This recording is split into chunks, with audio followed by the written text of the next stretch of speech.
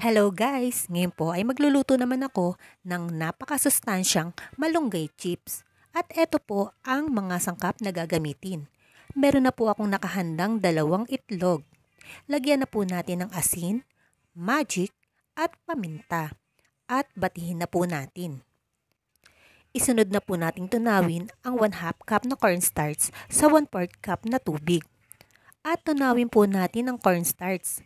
Pag tunaw na po, ihalo na po natin ang itlog at ang 1/2 cup na malunggay. Nahiwa-hiwa ko na po ng pino ang malunggay. Haluin lang po nating mabuti.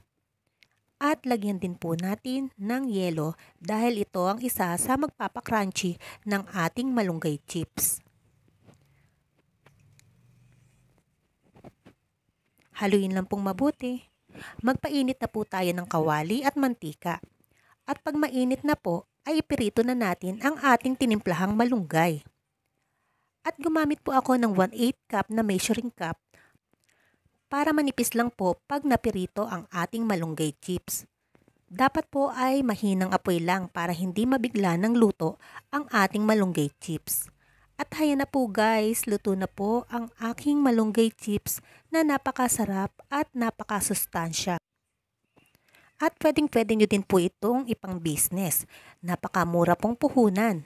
Kaya siguradong kikita kayo ng malaki. Yun lang po guys. Thanks for watching.